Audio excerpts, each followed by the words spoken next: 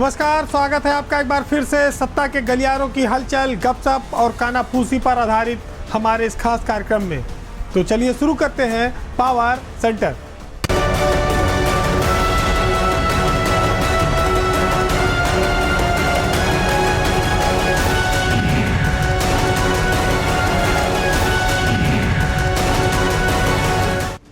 सियासत करने वालों को वोट पसंद है और बीजेपी को इन दिनों थोड़ा मुसलमान पसंद है, क्योंकि कुछ ऐसी घटनाएं हो रही हैं जिन पर नज़र डालना आवश्यक हो जाता है। चाहे बात धर्मांतरण की हो, लफ्ज़ जिहाद की हो या गाय का मामला हो, बीजेपी हमेशा मुसलमानों के नाम पर हिंदू वोट बैंक को एकजुट रखती थी और ये उसके लिए एक बहुत बड़ा हथियार रहा है। बीजेपी की पूरी सियासत भी हिंदुत्व, राम मंदिर, शमशान, कब्रिस्तान इसके आसपास चलती रही है। लेकिन पिछले दिनों कुछ ऐसे वाक़ये हुए जिसके बाद ये लगने लगा कि शायद अब बेबी को बेस पसंद आ रहा है, यानी कि बीजेपी अब मुसलमानों से थोड़ी प्यार मोहब्बत की बात करना चाहती है, उनके वोट लेना चाहती है, उनके नेताओं को सम्मान देना चाहती है। विधान परिषद में 6 सदस्यों के मनोनयन ने ये बात साफ की कि बीजेपी को अब मुसलमानों से ज़्यादा परहेज नहीं रहा है।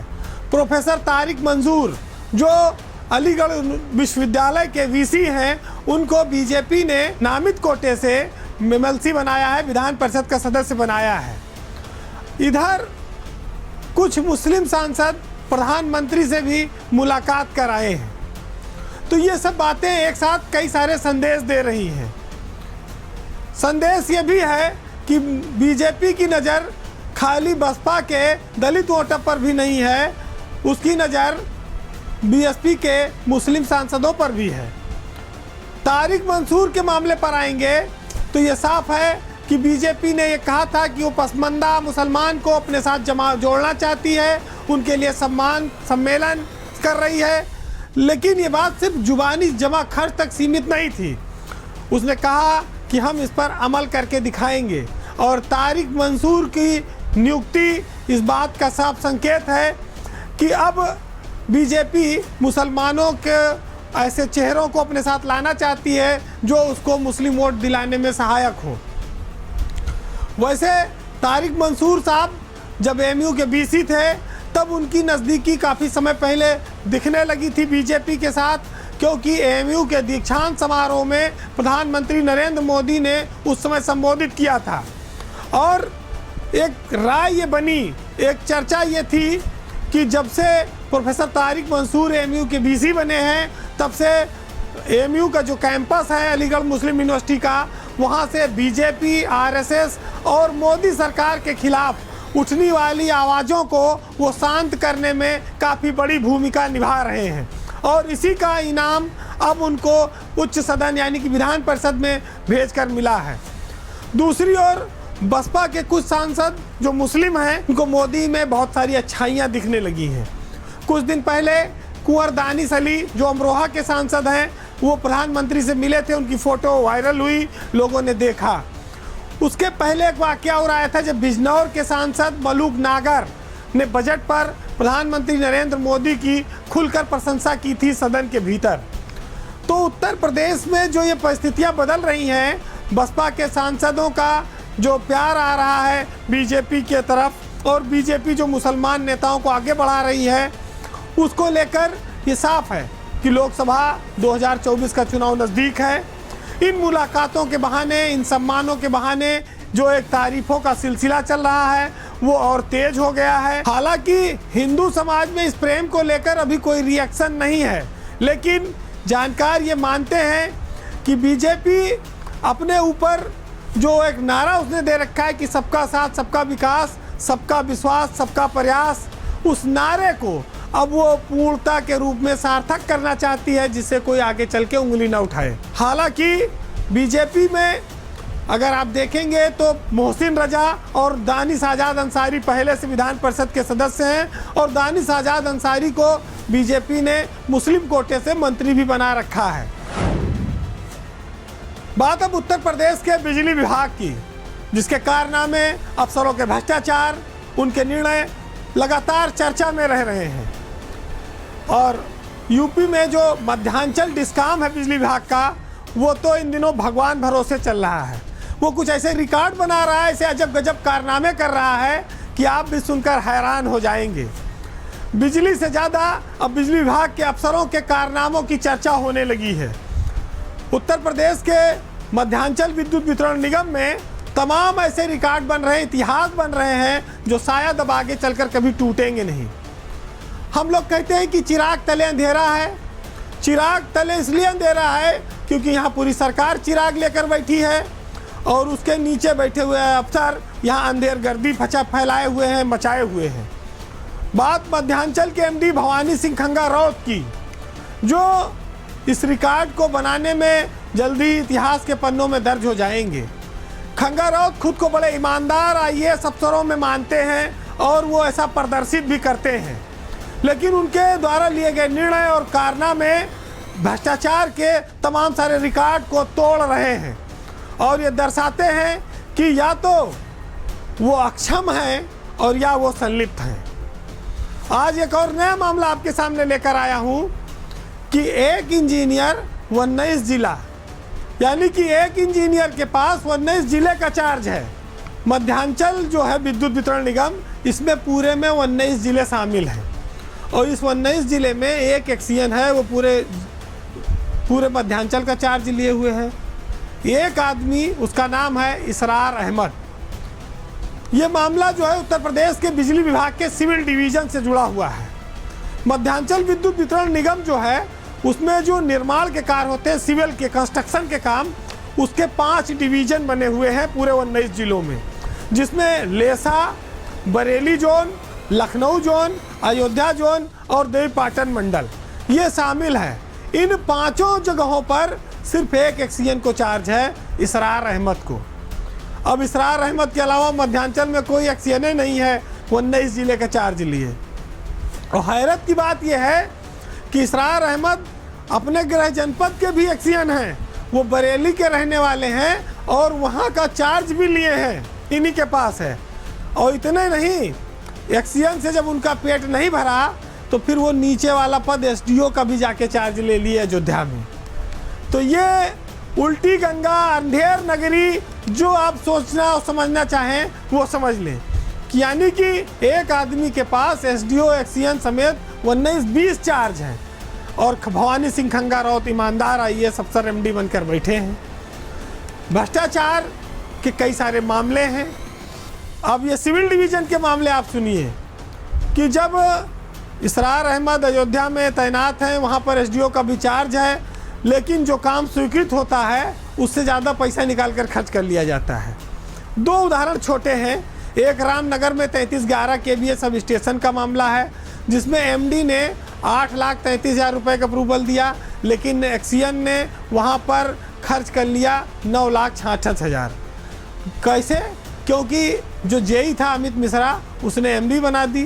तत्कालीन एसडीओ थे राजेश त्रिपाठी, उन्होंने अप्रूव कर दिया और पैसा एक्सीएन साहब के दस्तखत से ड्रा हो गया। इसी तरह से अमेठी के सेसेंडी में 49 लाख के काम के सापेक्ष 54 लाख रुपया खर्च कर लिया गया। अब समस्या इस बात की आती है कि भाई जेई एमडी बनाया और इसरार अहमद साहब एसडीओ के रूप में उसे वेरीफाई करते हैं और एक्सीएन के रूप में उसका पैसा भी खुद ही पास कर लेते हैं। तो ऐसी अंधेरगर्दी किस आईएएस अफसर के नीचे बैठकर चल सकती है और वो ईमानदार भी माना जाए उत्तर प्रदेश में? खंगा राउत ने मध्यांचल का भट्ठा बैठा रखा है। भवानी सिंह को अपने इंजीनियरों पर न तो कोई कंट्रोल है या उनको इस तरह की कोई जानकारी नहीं है, या जानकारी होकर भी वो सब मामला पिए जा रहे हैं। ये बहुत बड़ा सवाल है उनके ऊपर, और सवाल सरकार पर भी है और चेयरमैन पर भी है और यहाँ पर बैठे हुए सारे अफसरों पर भी है कि भाई एक अफसर अपनी नाक के नीचे तमाम सारे इस तरह के फैसले कर रहा है और उसको रोकने वाला कोई नहीं है। बिजली विभाग में भ्रष्टाचार चरम पर है। इंजीनियर दोनों हाथों से मुक्त कंठ से सब कुछ काम कर रहे हैं और अफसरों के हवाले वतन साथियों। तो अफसरों का कुछ बिगड़ना नहीं है। भ्रष्टाचार के कितने खुलासे हो तब अफसरों पर कार्रवाइयाँ होंगी। इससे पहले मुकेश गर्ग का मामला आया था, जिनको खंगाराउत ने एक साथ 3 बड़े चार्ज दे रखे हैं, पूरी खरीद करो, पूरा मटेरियल लगाओ, पूरी जांच करो। तो ये जो भवानी सिंह खंगाराउत हैं, इन्होंने यूपी के बिजली महकमे को किस कदर भ्रष्टाचार की भट्टी में झोंक दिया है और इंजीनियरों के हवाले कर दिया है। बिना नियम कानून के वो पद बांट रहे हैं, उनको रोकने वाला कोई नहीं है। इस पर आखिर कौन ध्यान देगा? तो शायद इसीलिए तो कहा गया कि भाई चिराग तले अंधेरा है। जब अपर मुख्य सचिव, मंत्री, मुख्यमंत्री, पूरी सरकार बैठी हो और कोई रोके ना, तो फिर क्या माना जाए? बात अब सूबे के एक मंत्री की और उनके निजी जीवन में आए भूचाल की। पति पत्नी के बीच तलाक हो गया। दोनों, एक पूर्व मंत्री हैं, एक वर्तमान में मंत्री हैं। बात सूबे के परिवहन मंत्री दयाशंकर सिंह की और उनकी पत्नी रही स्वाति सिंह की। दोनों के बीच शादी 22 साल चली और आखिरकार वो अब अदालत के निर्णय के बाद तलाक में बदल गई है। जो रिश्ता 22 साल पहले परिवार, प्रेम, विश्वास के आधार पर विवाह के बंधन में बंधा था, अब उस पर फैमिली कोर्ट ने तलाक की मुहर लगा दी है। दयाशंकर और स्वाति सिंह की राहें अब अलग हो चुकी हैं और कहते हैं कि इन दोनों की राहें अलग होने के पीछे राजनीतिक महत्वाकांक्षा जिम्मेदार है। हालांकि इसकी शुरुआत वर्ष 2012 में हो गई थी, जब स्वाति सिंह ने तलाक के लिए कोर्ट में अर्जी डाली थी। लेकिन तब दयाशंकर सिंह लगातार गैर हाजिर होते रहे, जिसके चलते स्वाति सिंह की अर्जी खारिज हो गई। अब जब दयाशंकर मंत्री बन गए, तब बीते साल स्वाति सिंह ने परिवार न्यायालय में फिर से वाद दाखिल किया था। और आप जानते हैं कि दयाशंकर और स्वाति सियासत में कैसे जमीन से आसमान तक पहुंचे। बात 2016 की है, जब मायावती पर एक अभद्र टिप्पणी करने के मामले में यूपी की सियासत में भूचाल आया हुआ था दयाशंकर के ऊपर। दयाशंकर को उस समय पुलिस ढूंढ रही थी, क्योंकि उन्होंने मायावती पर एक टिप्पणी की थी और बीएसपी उनके खिलाफ आंदोलन कर रही थी। और उसी आंदोलन में दयाशंकर के परिवार, बेटी, माँ, सबके ऊपर टिप्पणियाँ की गई, जिसके बाद स्वाति सिंह ने अपने परिवार को बचाने के लिए मोर्चा खोला, वो आगे आई।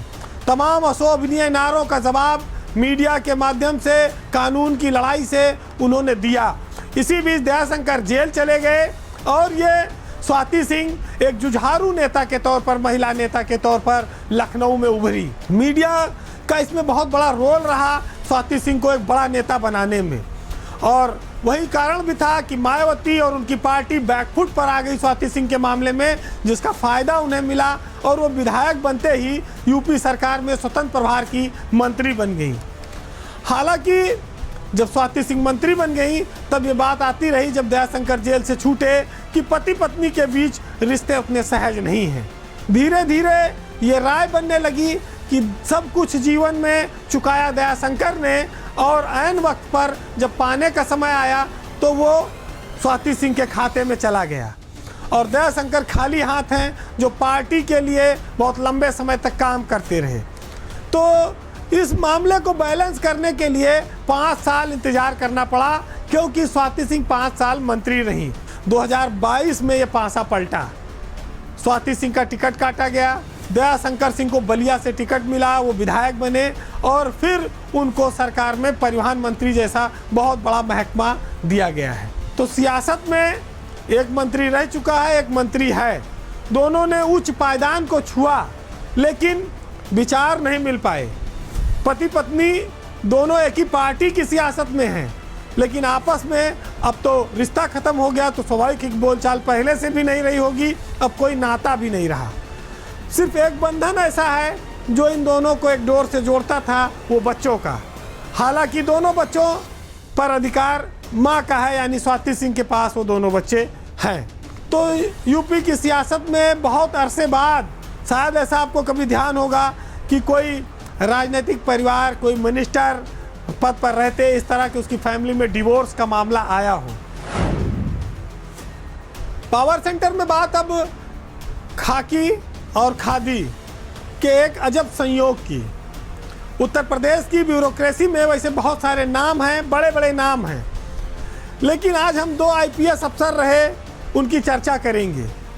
एक जो खाकी उतारकर खादी पहन चुका है और वहाँ भी झंडे गाड़ रहा है, और एक जो खाकी पहनकर पर्दे के पीछे चला गया, नेपथ्य में है, उसको सज़ा के तौर पर ऐसी जगह बिठाया गया जहाँ पर उसके लिए करने को बहुत कुछ ना हो, जहाँ लोगों का ध्यान कम जाए।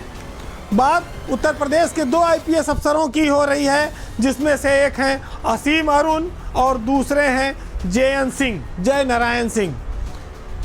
बात इसलिए हो रही कि ये दोनों अपनी ईमानदारी और खुददारी के लिए इन दिनों चर्चा में हैं। इनका काम खुलकर बोल रहा है। पहला नाम पुलिस सेवा से सियासत में आए असीम अरुण का, जिनकी ईमानदारी की चर्चा मुख्यमंत्री ने गोरखपुर से खुले मंच से की है और उन्हें अपने मंत्रिमंडल का सबसे ईमानदार मंत्री माना है। तो ये असीम अरुण जैसे अफसर के लिए बहुत बड़ी बात है, क्योंकि वो एडीजी रैंक के अफसर थे। 9 साल उनकी नौकरी बची थी। उन्होंने इस्तीफा देकर सियासत में आने का एक बहुत बड़ा रिस्क लिया था और एक ऐसी जगह से लिया था जो समाजवादी गढ़ है, कन्नौज से। लेकिन वो चुनाव लड़े, जीते और मंत्री बन गए। 1 साल में उनके काम का मूल्यांकन मुख्यमंत्री के द्वारा किए जाना ये दर्शाता है कि असीम अरुण आने पाई के ईमानदार मंत्री के तौर पर पहचान बना रहे हैं। वो खाँटी ईमानदार मंत्री के तौर पर सफल मंत्रियों में गिने जा रहे हैं और उनके हाईकमान, उनके नेता उनके काम को बारीकी से देखते हैं और मानते हैं कि असीम अरुण बेईमानी से कोसों दूर हैं। सीएम योगी की नज़रों में उनके नंबर बहुत बढ़े हुए हैं और ये बात उनको राष्ट्रीय फलक पर एक दिन चमकाने में बहुत बड़ी भूमिका भी निभा सकती है। असीम अरुण के लिए इस बात के आने के बाद, इस टिप्पणी के आने के बाद ये कहा जाने लगा है कि वो इस सियासत के एक बहुत लंबी रेस के घोड़े हैं, जो खाली उत्तर प्रदेश में नहीं, अब वो दिल्ली तक जाएगा, काफ़ी ऊपर तक जाकर रुकने वाला है।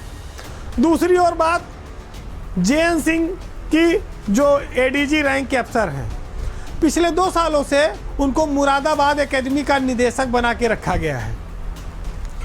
यूपी के सारे अधिकारी इस बात को जानते हैं कि एडीजी रैंक का यह अफसर अपनी ईमानदारी के लिए पुलिस महकमे में विख्यात है। जिस जगह को लोग सज़ा की पोस्टिंग मानते हैं कि सरकार ने उनको सज़ा दे दी है, वो किनारे पड़े रहेंगे, वहाँ कोई पूछने वाला नहीं है, समय काटना है, बर्बाद होना है, उस जगह पर जेएन सिंह ने मुरादाबाद पुलिस अकादमी को राष्ट्रीय पलक पर लाकर बैठा दिया है। ये संयोग देखिए कि 2 साल से वहाँ पर वो डायरेक्टर हैं और 2 साल से मुरादाबाद एकेडमी को देश में सर्वश्रेष्ठ एकेडमी का पुरस्कार मिल रहा है। इस साल भी गृह मंत्रालय ने उनकी एकेडमी को सेंट्रल जोन की सर्वश्रेष्ठ एकेडमी घोषित की है।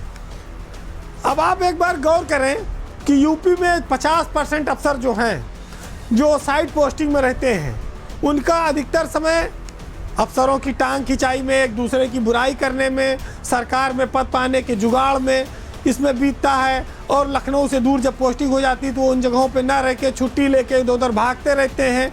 लेकिन इसके विपरीत आप जय नारायण सिंह का काम देखिए कि उन्होंने राष्ट्रीय स्तर पर अकादमी में रहकर भी यूपी का नाम रोशन कर दिया। असीम अरुण और जेएन सिंह संयोग से 1994 बैच के ही अफसर हैं और अपनी स्वच्छ छवि और ईमानदारी को लेकर दोनों इन दिनों काफ़ी चर्चा में हैं।